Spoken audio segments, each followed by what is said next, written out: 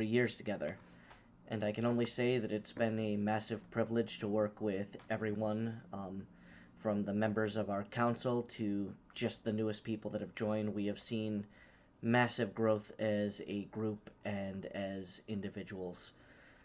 We started out as just an idea of mine for a place for Jedi to just share conversations. Then, after I stepped away from other places in roles of leadership, it was a place for me to voice my Jedi ideals and speak with other Jedi that were still in the community while I took some time to do some self reflection. And eventually it grew into its own entire training group or temple, or however you prefer to refer to it. I consider it a temple, but every member is going to have their own perspective on things, and that's completely okay. That's one of the key factors that I wanted built in when we got started, which was the ability to have a guide wire while diversifying and individualizing your path. That was one of the base principles I started with, but it was a very, very long process. It took me probably a year and a half, maybe more. I started playing with the idea. It was a random thought in my head. Maybe not long after I became a knight at Temple of the Jedi Order, somewhere around there. We I just started playing with the concept of, well, what if I built things? What would I do? And from there, I started looking at other Jedi groups, going through their doctrine, looking at their training programs, reading through the material.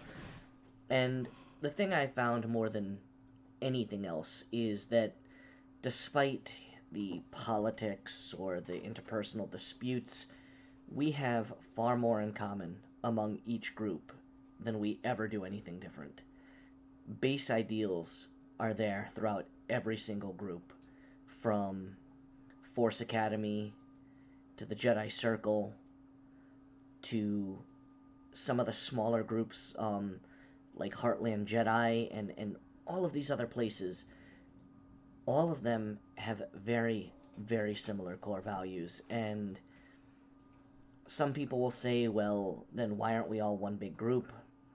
Like many churches, we are all going to have, for lack of a better term, denominational differences in how we think the path should be applied, but more importantly, a temple is going to be a family, and sometimes you're not going to get along with your family, and it might be best to step away and have your own family, be it, you know, wife, kids, husband, kids, or just your friends. It just, sometimes relationships don't work out, but we all need a home. And so the conclave was kind of founded because certain things didn't work out at other groups for some of us, and it was also founded because of a mental exercise with myself. From there, I took very, very base concepts, such as having it be something that you do. Not philosophy, not random authors that are dry and difficult to get through, that may be a barrier to entry for some. That, I mean, it's difficult to sit through some of the Jedi training, although it is beneficial. I just didn't think that was the place to start for Jedi. I think that starting with the very basics of, how do I communicate like a Jedi? How do I interact with the community as a Jedi? What does service mean? How do I run my life with an eye towards Jedi values? Starting with action and then moving to thought or philosophy or study of esoteric concepts like the Force and what it is and how it define, how you define the quote unquote deeper mysteries. And I'm not writing that off. I'm saying that a lot of that can sound way fancier than it needs to. Yes, in our early training, we do have you define the Force for yourself because it's a key component to any Jedi's path, but we don't need to dive too deep into the philosophical underpinnings of things like Wu or the Tao. These are things that are good for some, but others need a simpler start, a more basic, this is my bedrock of this is what I think it is, and then we grow into the more high end concepts. From there, I tried to implement rules and procedures that I learned were necessary or felt were lacking in other areas. And this isn't calling any particular place out, because I have been in many Jedi training grounds, not just the Temple of the Jedi Order. I've looked into the Force Academy and done lessons there. I've looked at the Jedi Circle, done a couple of lessons there. I've gone to some of the smaller groups and looked through their files. So it is not any one group. And am I saying the Conclave's perfect? No. No, it is going to grow and evolve past the base concepts that I started with. I laid a foundation of what I saw to be things that were needed in other places. And the first knights that helped me found this place agreed with me and helped me flesh out my ideas. In particular, Kit is amazing for helping with our base training and turning it from, as she put it, I'm good at training knights or speaking to knights, but taking it back to that beginner level, that initiate level, is something that I just have not nailed down. Kit is much more skilled at that than I am, and she has done an amazing job. Or Ari doing so much to bring lessons to our social media and be a voice out in the community. You know, with the two of them, we have gotten so much done and formed a very tight group of people that have learned. And this place is welcome for any Jedi to come in, take a peek at our lessons, learn what you can, and move on. I mean, we don't necessarily expect everyone to agree or stick around with us. It's not necessary. And I strive to have this be a place where, so long as you're civil, you can disagree. I am not any less accountable to the rules of civil discourse and action than anyone else. My fellow council members can censor me despite me being the quote-unquote head of the council, the president, whatever you want to call the title that I happen to bear. This is another very big aspect of our founding for me, which is a title, be it knight, be it president of the council, be it head of our academics, be it head of our public relations, what have you. These are not a badge to shine up and people to pay attention to and give deference to. It is a mantle of service that you have to lift. It's something that every day you have to get up and be worthy of it. You have to stand up and lift that title. The title is heavy. It is not an accolade. Yes, titles that we grant our members do carry some respect because you've earned it. But you have to lift it every single day. And I like to use things like weightlifting because it's something I enjoy as metaphors, but some days your lifts aren't always going to be the same. Could be tired, could be dehydrated, a million other things. So you might not always lift that 200 that you normally do. Maybe you're exhausted and you didn't get enough water yesterday, so you only lift that 150. But the important thing is to know that that title is not a badge of authority that is lauded over others, but something that you pick up to work for others. That's why the president's position in particular, I fill any gaps within our needs of service. My job is to support every other member of the council and the conclave to the best of my ability. It was never meant for me to be the grand poobah of anything. I'm not. And it's also why we have no masters yet. None of us have been able to pick that weight up. We're just not there. Some of us, I believe, are closer than others. I'm going to honestly admit I'm not one of them.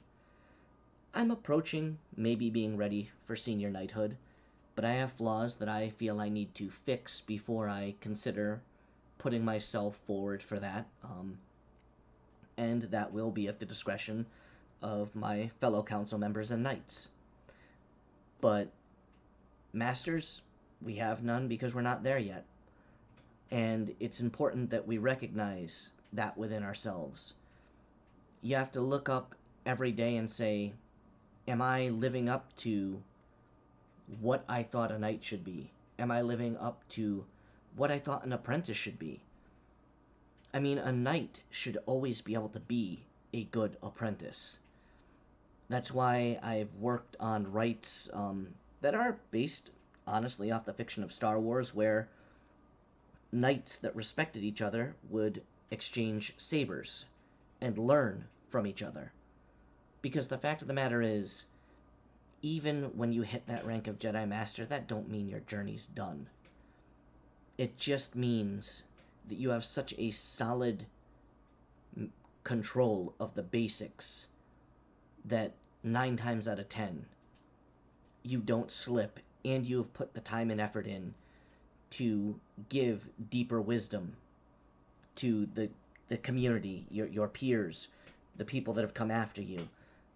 Because as a master, you should be a guiding voice, someone that the council can look to for wisdom, and that's why any master within the conclave will have access to the council chambers and the ability to post there.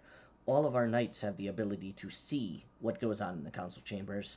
There are almost no secrets within the conclave. I mean, the closest we come to secrets is the disciplinary section, because that is for votes when there are problems within the conclave, and my goal is to keep that between the party that has made a mistake and as few people as possible, because the goal of the conclave is not to have this, you've done wrong, you're a bad boy, bad girl, you go into that corner and you're in timeout for now.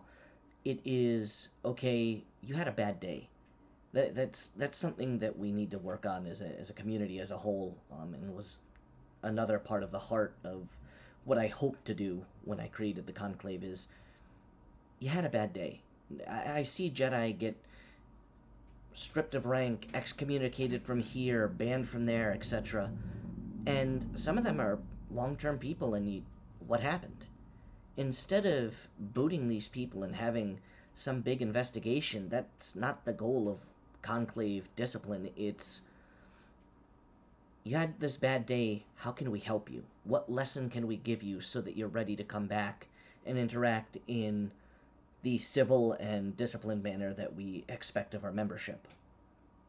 It's meant to be a family that works together.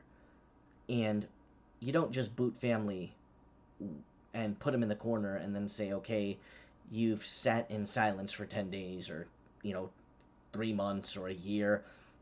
All right, hopefully you figured it out. No, you offer remedy. And then it's up to the person to take it or not. From there, we really do just seek to have our senior knights be training guides for newly knighted members. Basically, senior knights are knights that have been on the path long enough that new knights or other knights that have not quite earned that title yet can go to them and say, hey, I'm not, getting this lesson across to my apprentice. How can I do that? They are supposed to be there as a guide for other knights. And then knights obviously are the absolute backbone of the conclave. They are the people that train the apprentices. They are the ones that polish the diamond in the rough that we started. The tip is supposed to be a roughing out. We come to the path as a block of clay, with a diamond in the center. The tip knocks the edges out, smooths some things off. The apprenticeship period rounds it out and polishes a little bit. And then from there, enough work has been done that the member is now responsible for getting to that diamond sheen, that clarity. Because what that looks like, the facets and cuts of the diamond, that's your path, and none of us can do that for you. We're there as a guide, we're there to give our experience and, what we've seen, what we've done, what we feel works, what tools worked for us, or even what tools didn't. Because, for example, when I was an apprentice to Jester at Temple of the Jedi Order, he gave me a lesson on self-hypnosis. I just couldn't get to the actual hypnosis part. I read the book, I practiced the exercises, and it just didn't work for me. But meditation didn't work for him. However, we both learned from talks about each technique with each other. And now I know that that is a tool that I can pass on to an apprentice or fellow knight if they're struggling with things. So having that wide tool base and experience set is going to be the heart of our knight's training and how we support each other. So that is really the cap of what my thought process was when I started out with our first knights and forming this group, because I can never call myself the founder. I am a founding member, but I'm not the founder. There are too many people that taught me along the way, that helped me flesh out my ideas, that said, okay, this lesson, the core of it's good, but it needs rewriting. I mean, just spell check alone it has done a lot of good in helping me, because academically I have the concepts in my head, but when I put it on paper, it's not always the smoothest, and people like Kit have been just... I can't praise Kit enough for everything that she has done for us. And Ari, me and him have different views on a lot of things, and back and forths with him, and his contrary views to mine, and willingness to push back when he thinks I'm wrong on things. It is utterly invaluable, because I can't grow if I don't see another opinion. So I am not the founder, I am a founder amongst many people that some of them are not even members of the Conclave. Without my training under Jester, I never would have gotten to where I am. And so he is a founder in spirit as much as I am in deed. Knights like Senin, who passed into the Force, my work with him at Tojo was formative to how I approached the path of knighthood. My talks with him helped me smooth out so many issues in my own communication, that his guidance, again, is a foundational part of this temple. And that's the important thing to remember, is that the path that we build is built on the experiences of the people we have interacted with along the way. And that, yes, a master might be further down the path, but we're all building it. We're all polishing the bricks of that walkway for the people that come after us. And rather than getting upset and chucking these bricks at each other, we can do that, and we could do that all day long and get into a big rock fight and get nowhere. Or we can realize that, yeah, our bricks might be different shapes, but the cobblestone pattern that we make is what makes the path unique. And we get that path smoother and smoother as we work together every day and realize what works, what doesn't. And there are people that I can't even put it any other way, and it may sound harsh, but there are people I don't care for that are Jedi, that I've butted heads with, and they are long-term members of the community, and they remember history that I wasn't even there for, and that history is so important. Those initial, very, very early training programs, we should never forget those things, because you may look back and realize, some of those basics probably need to be re-implemented, or we can at least pull from them and create new lessons or modified lessons for the ever-changing society and groups that we find ourselves in. So instead of worrying about the divisions in the community, we should embrace the differences that they create and realize we're all building a really wide path, but it is a solid path with clear boundaries. And it's because of our similarities that I talked about earlier that we are connected. And so I try not to speak ill of anyone. I will tell people honestly when I don't care for an individual, because they could be a perfectly great person, and we have to remember this, that, and I will say this to any person that's willing to come to the conclave. I don't care how high, quote unquote, high up I am. um, I don't have to like you for you to be an important member of the conclave and gain rank and have a voice on the council or an office or what have you. What's important is that you're a good Jedi that walks the path and does the work. From there, we don't necessarily always have to mesh. It's not going to happen. Not every uncle is your favorite uncle. It's just not the way of the world. But your differences are always going to be something I can learn from, and every other Jedi can learn from. I doubt that there is a person walking this path that doesn't have something that I could pick something up from, and other people within the Conclave can. So, even if you butt heads with some of us in the past, even if you think I'm a jerk, you're welcome so long as you follow the basic rules of civility. Come through the doors, see what you can learn, and if you find that, hey, the methodology of the Conclave doesn't work for you, that's fine.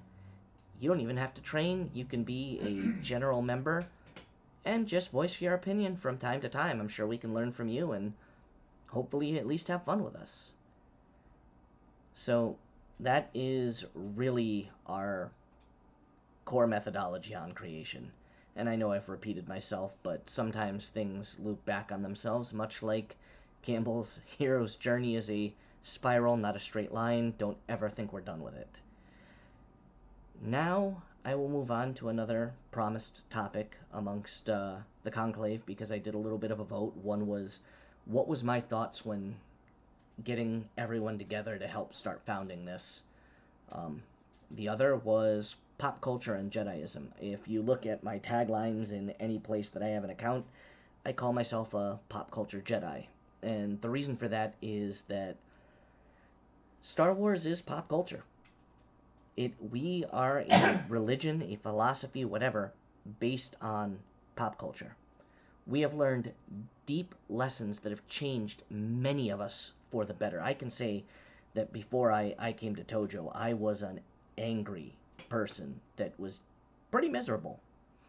Um, and just learning the practices of meditation and self reflection got me off blood pressure medication. Like, literally taught me to lower my stress to the point where I don't need medication to keep my blood pressure where it should be. The path probably elongated my life, if not saved it. And that's the power of one branch of pop culture.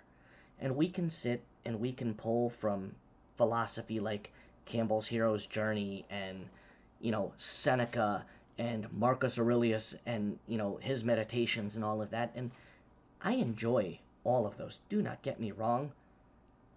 But some of them are dry. As much as they can be fun, they are dry. We can learn heroism from the Justice League, DC, the X-Men.